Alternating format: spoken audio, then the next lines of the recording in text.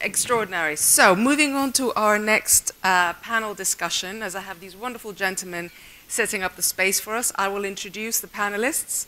The panel discussion is about leading progression pathway weaved through the insights of accomplished women leaders. Wow. The actual panel moderator is the amazing Lina Brahimi, corporate culture consultant. Lina, if you would come up whenever you can. The panelists are Noha Hefni, co-founder She is Arab, Manal Ataya, the Director General of Sharjah Museums Authority, Catherine Borge, is it Borge or Borhe? Borge, excellent, CEO of Born Hall, Galizar Jonian, Chairwoman, International Business Women's Group. I would love to have you up here when we're all set up. Yes, we're all set up, so please do come and take your places. Good morning. You can hear me, right? Okay, good. All right, so the inspiration of today's summit is a delight. Women leadership, what we've heard so far is absolutely amazing. Thank you very much. And what's yet to come is we have just a magnificent women here. They're all not only leaders, but actually award winners. So I want from their space, you know, what does it take? And the best way actually is to hear their stories, right? Through storytelling, we learn more. And where shall I start? So, Gulizar, yes?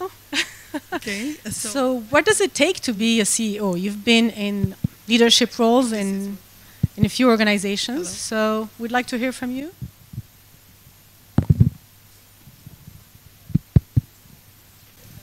So, it's very low. I don't think they can hear me. Can you hear me? Is it working? Yeah.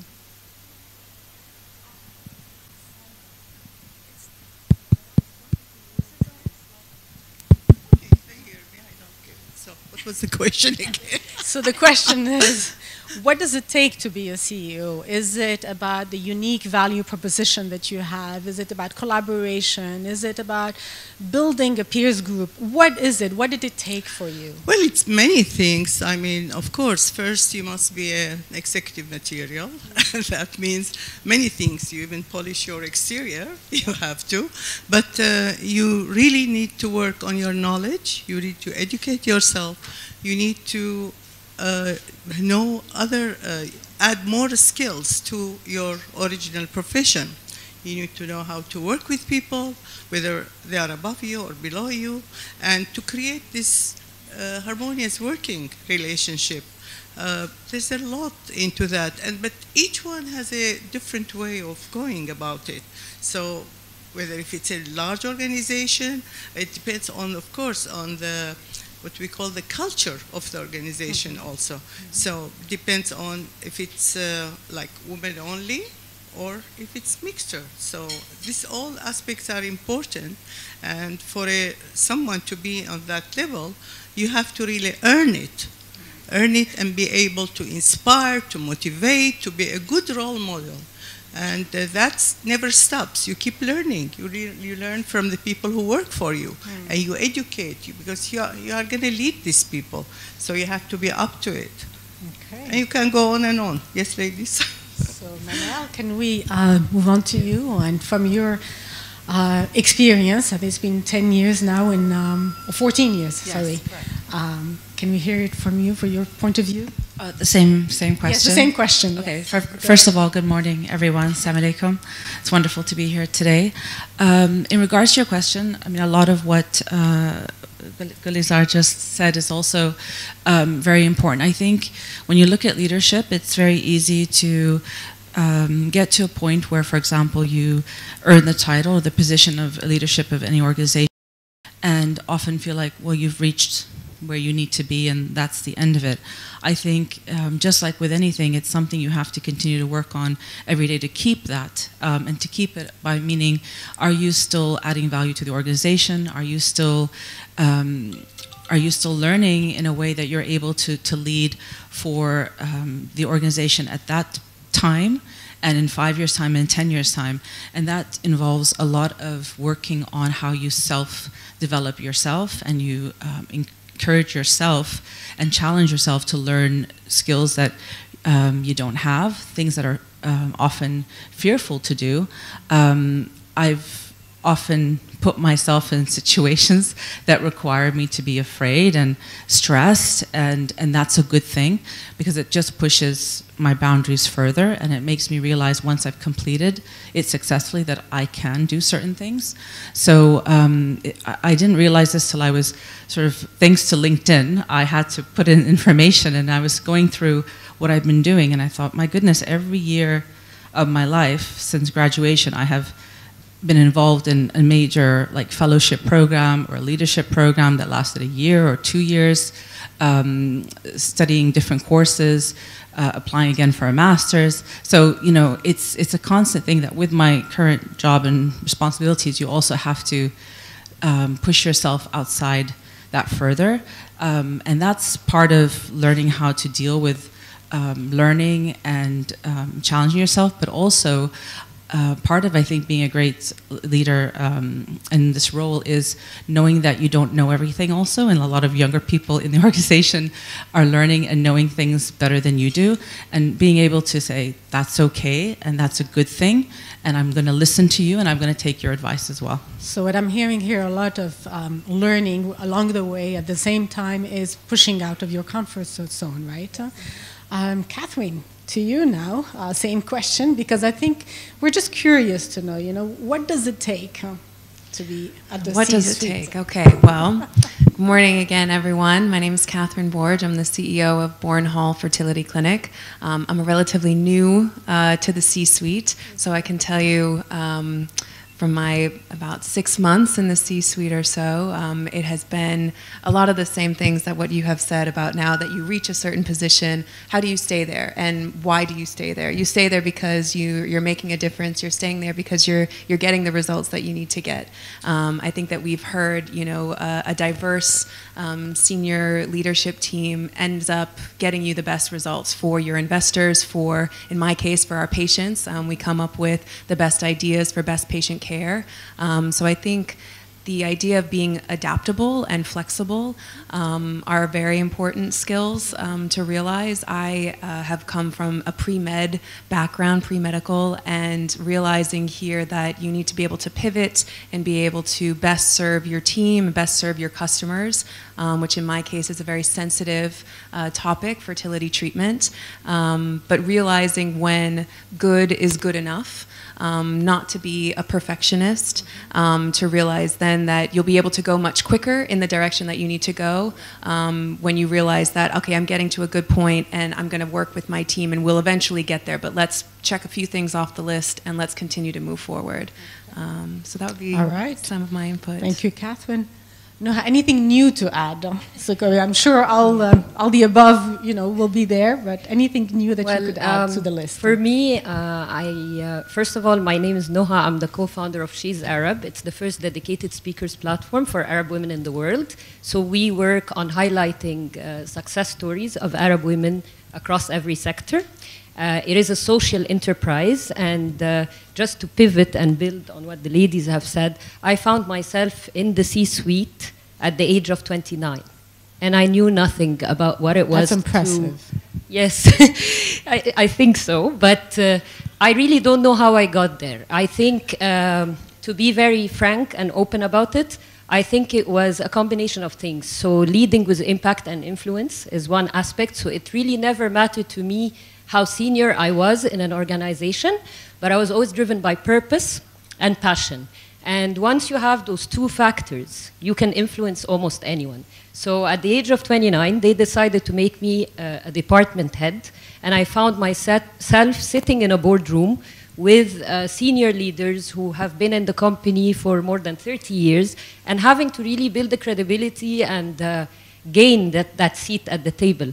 And quite frankly, in the beginning, I used to cry a lot walking out of these boardrooms, being interrupted when presenting, being told to get to the bottom line, you need to present me 2 slides, what is this 10-slide deck? But at the end, it's about being resilient, embracing that change, evolving, And, you know, really believing in yourself. It's, I ask myself so many times, do I really deserve to be there? But the reality is you created the opportunities, you created the relationships, and once you know this, no matter how challenging a situation may be, you will persevere. Ladies, you make it sound so easy, but thank you. This is very insightful. I realize that between all of you, actually, you've got 90 years of experience. Huh? So that's just amazing, and we're very lucky and very blessed. So the next topic is going to be around basically development, mentoring, and sponsoring other women within the organization or elsewhere. Well, actually, you know, this is the next one, sorry. Gulizar, yes, so your bio says that you're a role model and you have won many, many awards. Huh? How was your experience in volunteering and also sponsoring programs? Well, mentoring and sponsoring, very important. Many years ago, I was involved with a mentoring group. I mean, we created a mentoring group in Abu Dhabi for the first time, and it was through a group which was the Women Excellence Group. We worked under ADICO, Abu Dhabi International Center of Organizational Excellence, under the auspices of Abu Dhabi Chamber of Commerce and Industry. It was a wonderful experience. We gathered a number of ladies, accomplished, you know, and they were all ready to help. And we created the program of mentors and mentees and big sister and little sister. And it took us months and months to match them, you know, to match the mentors and mentees. In some cases, they were young girls mentoring older women, especially in technology. It was a very successful like operation. We had a 2 seasons of graduates, but for technical reasons, the ADICO, that center with the chamber, they wanted to sort of, you know, in a way they closed it, and we did not have a place where it was all done on volunteer basis, of course, but we did not have that umbrella. We did not have that boardroom to go so that we have the people there. So unfortunately we stopped, but it was a wonderful experience. And it's funny, those people that we helped, now their daughters are with us in the next thing, which is the IBWG, International Business Women's Group. That's where we come about sponsoring women. We are, of course, again, it's a volunteer group. It's a non-profit organization. We've been working over 25 years. We just celebrated, actually, last year, the 25th anniversary of the group. And it's all about women empowerment. We sponsor women. We help them by every month we have an event, and it's talks or workshops, seminars. We invite inspirational speakers. They can deliver talks that will inspire, energize, you know, like empower women, that they know they can reach their potential and even beyond. We want women to realize, to have a more global mindset, that this is not your limits. There is a lot happening there. And look around you. Look who's doing this, who's doing that. And thank God we are in Abu Dhabi. We are part of the other business groups. We do lots of events with other business groups. We are invited to all the forums. And something interesting, last year we decided to open the membership for men, because we firmly believe that women empowerment is not a feminine issue. We need to have the other gender with us. They have to understand the problems. They are part of it. And like for today, I would have liked to have a man with us here on this panel and few there with the audience. So that's good feedback. Yes. And following that, I must add, some men are really ready to do that. Absolutely. We appoint ambassadors of the group to carry the brand. And we have 3 male ambassadors, really prominent people who were very happy to be called an IBWG ambassador. And we think that's a great achievement for us. Thank you, Gulizar. Catherine, I'd like to come to you on the sponsorship, because mentoring and sponsorship are actually 2 different functions. Huh? Correct. And we see a lot of women being mentored, but the sponsoring part is much less. In your experience, you know, What could it be? I have benefited from both mentoring and sponsorship. I was speaking with one of my team members earlier, and she was saying, are you going to be honest about, going through mentoring, and, you're in the C-suite now? And I said, of course I'm going to be honest. All of these audience, have come here to hear honesty.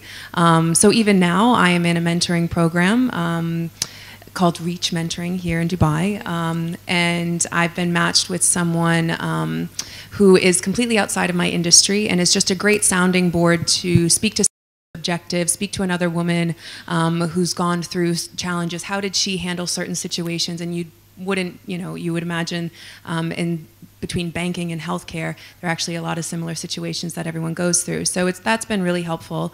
But part of my really career path has been due to a wonderful sponsor that I had, even from university. Now, there's a difference with someone really, when you say sponsor, she's put me in certain situations and put me in certain opportunities, but it's been my job to take advantage of those opportunities and really excel in them. And I think that I've been able to do that quite well. And I've been in Bourne Hall now for almost a year, and she trusted me enough to say, I'm going to give you the reins. You've earned it in your previous job, where we went through selling a company to a publicly listed company for $165 million.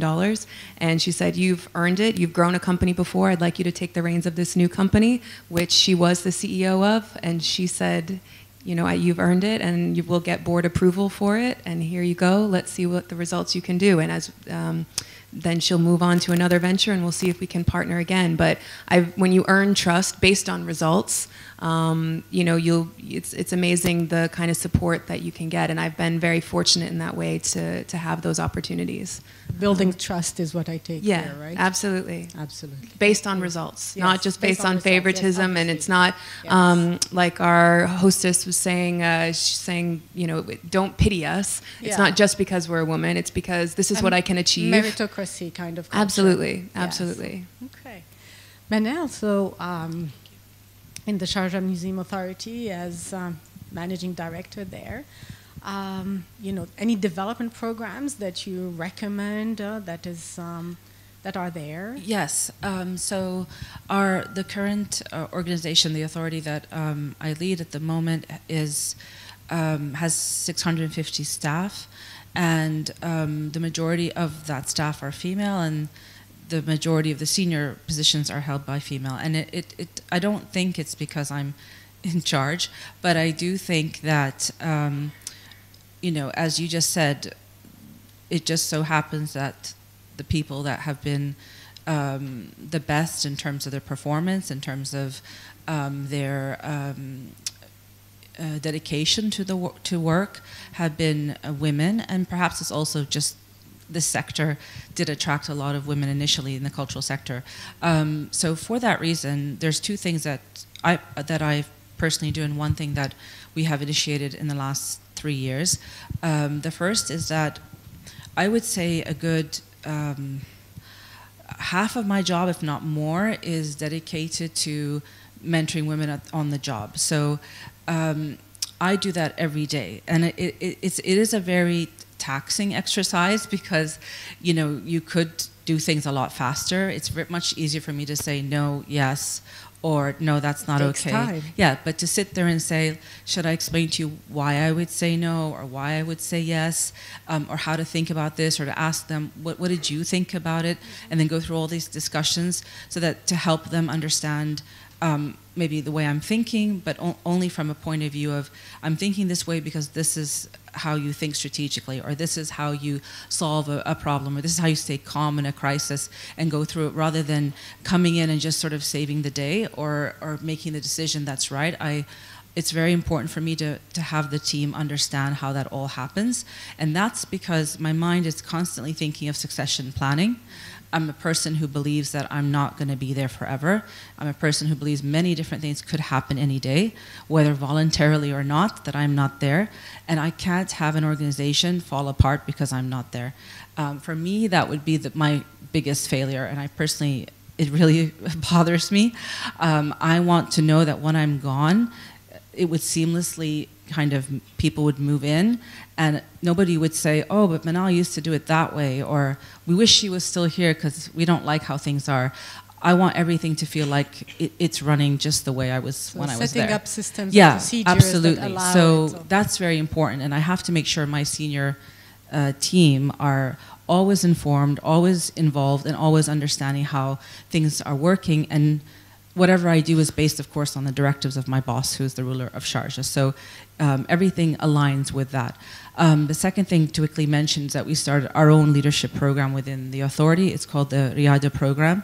And what we did is that we were talking about how it's so easy to, within an organization that big, 650 people, but imagine those that have 1,000 or more, to think that when you have a role that's vacant, to say, oh, I need to bring someone from outside, you know, to do this, when actually often you find the talents are within your organization, but they're just not visible, or they need to be, explored, and they need to be strengthened through training and other things.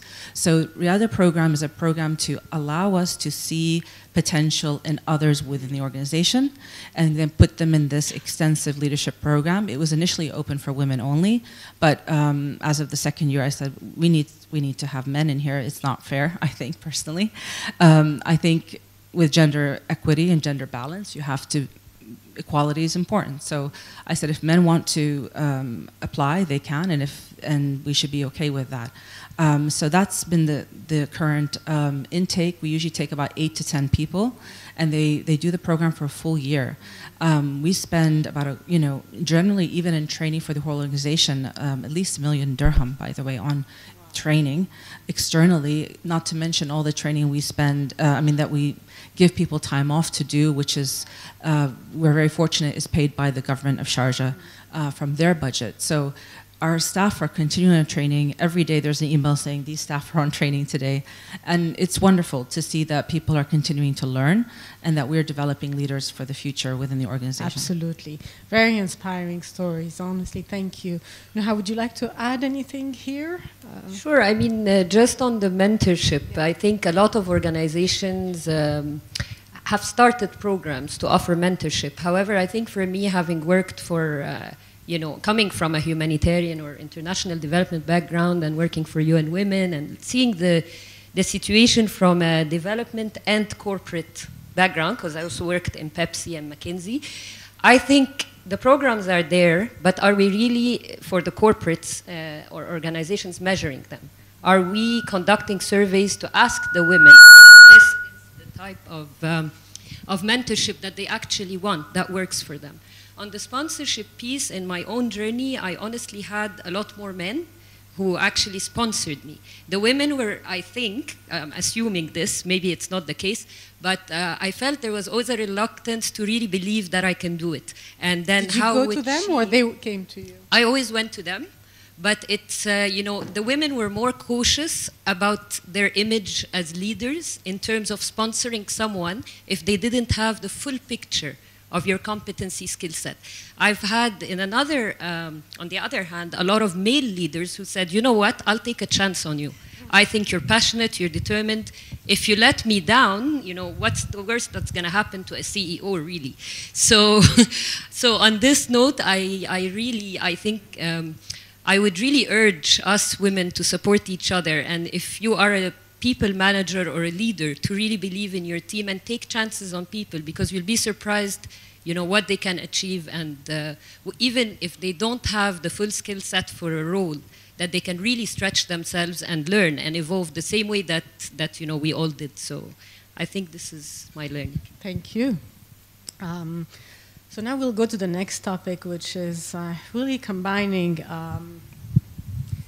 the passion, the careers, the life, all of them together. And Catherine, if I start with you, that leading a fertility center gives you exposure to women who have to make decisions in their lives, right? Career first, life first. It must be very stressful. How do you support them? Well, I mean, we have a great team. at Bourne Hall, and dealing with, I've dealt with patients myself directly and learning more about their own journeys. I myself am not a mother yet, maybe one day if it's right for me. But I think that we've been able to work with a variety of different fertility journeys and working, having women come in on, during their lunch hours. And we've seen, I think, an increase of women coming from work where their employers have allowed for a lot more flexibility in coming to get their fertility treatment. I myself, am very career focused. I, like Noha, have been a CEO at age 29 for the first time.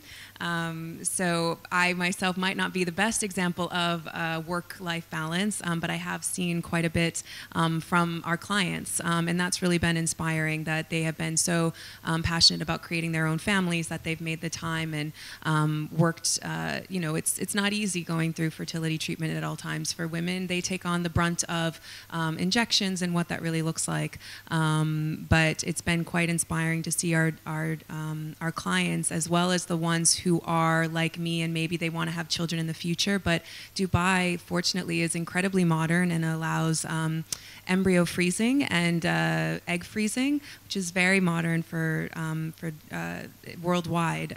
So it's very encouraging for and to go out and check their egg reserves and see if they want to have a family in the future. Then you can do that and allow for more flexibility to come up with more tailored journeys for everyone. So that's been quite encouraging. So I would encourage everyone to explore their options. It's not one pathway is right for everyone, but just to explore. And there's a way. There is a way. There's a way to live the dream. And the UAE is incredibly supportive of that. So we're blessed. We are. Excellent. Nuha, I'd like to come back to you actually on this, because you went from the corporate world to a startup, really, right? And balancing all this, you're a mother, a wife, and you have a lot of responsibilities. Leaving that comfort zone for a startup, how was that?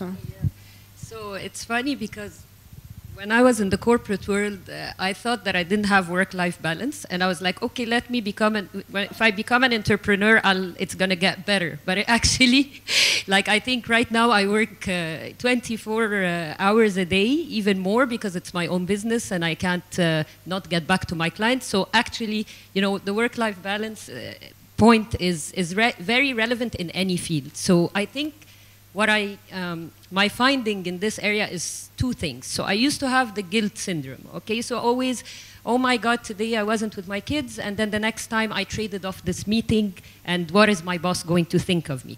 So I think one is letting go of that guilt factor, because, I think our kids, the same way that, we are flexible, agile, we evolve as human beings, they also adapt to their mother or father in the way that they are. So for instance, when I started in the corporate world traveling a lot, I used to teach my kids about the countries that I've gone to. I used to get them things from there and have stories and discussions. And so what it boils down to for me, if you have a demanding role, it's quality over quantity. So, you could be a stay-at-home mother, and while you're at home, you're always on the phone, you're distracted by a million things, and you're still not giving that quality time to your kids. But you could also spend 1 hour of true value, bonding, connecting, and this is what really matters for the children. And the second one is time management. So, there are times, and I hate to say this in an audience, but it happened in my life, that I was in a senior management meeting, and I forgot to pick up my son from a sports practice. And I had my phone ringing, and this was a wake-up call. What do you do when how can you forget your own kids? And so again, understanding your priorities, being honest with yourself, starting to have the self-awareness on what matters most, are the things that can actually enable you to make decisions and have courage to step down from positions that may not suit your priorities at that time, and evolve again in your dreams. Thank you very much, Nuha. I just want to check in. How much time do we have left? Not even 1 minute? Oh, my God. Okay. So we'll have to skip the next one, and I'll go straight to the last one, which is Last week at Davos, they were mentioning that there's a reskilling revolution, and that women are actually at the moment in a disadvantaged position in the STEM subjects, science, technology, engineering, and mathematics. So if you had three top skills to recommend to women today, what would they be? Gulizar? Well, to invest in themselves, first of all, really, to see what they need. If it's in education, fine. If it's in themselves, they really need to invest in themselves and keep themselves even more busy. For me, I keep learning. I learn from everyone, and I'm very happy when I've always known that I've learned something new. And I will suggest to everyone, play bridge. Bridge is very good. Okay. Really, you use the second part of your brain, you learn how to make a contract, and you learn how to play with a partner. It is very important. Very good. Manal? Thank you. So 3 skills. I would say one, which came up to me even more recently. So I did this course a few years ago, but I didn't use it as much, and then now I had to, which is negotiation skills. And I realized that women in particular don't really learn how to negotiate well for themselves. They feel embarrassed or shy sometimes, or reluctant to say what they want, what they believe their value is, what they should be owed, whether it's salary or anything else. And I think that's an important thing to learn as a skill, is to be able to do that. 2, I think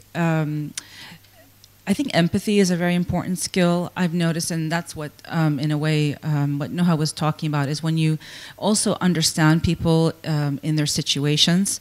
I'm not a mother either, but I understand what mothers go through. I don't think you have to be that person to understand what it must be like for a mom who has to be up all night because her kid's in the hospital or has fever and comes in tired or needs to leave early, because I understand those things, even though I don't have kids. I think for everyone, not just women, but I think every leader should have the empathy to understand what it must be like for someone who gets a salary of $1,000 a month. What is it like for someone who has 5 kids, et cetera, and try to be flexible in that way and understanding when needed. I think is extremely important. And I'd say third, a skill for today, I think for young women, surprisingly, I did read that younger women, or let's say millennials as they call them, find it very difficult to actually have conversations with a person. And that's because of social media and the use of WhatsApp and messaging and everything. And I've seen that with younger women today. Like they just don't know how to ask questions. They don't know how to listen and carry on a conversation about something. They're very yeah, exactly. It's communication skills, but it's also really knowing how to have that. And I think that's another particular one, I think, for younger women to concentrate on. And so communication building is extremely important. I would agree with that, yes. And you, Catherine? But not all. I think they're telling us to wrap up, that's why. Oh, okay, maybe they are telling us to wrap up. So then I won't take too long, but I would just say that not all young women, maybe not all millennials have that, but I would add on to your negotiation skills. I wish that I had invested in that earlier on in my career, because often you can negotiate on behalf of your company much easier than you can negotiate on behalf of yourself. Yes. Having empathy, I would agree with. Being flexible, being adaptable. I think I mentioned before, being able to, I've worked in healthcare for 10 years now, and every team, every company, every timing is different, and just being able to focus on what's important, but being able to, observe and be flexible, that would be an important skill. Thank you. I'll make this really quick, and I think emotional intelligence is really going to be key in terms of navigating leadership.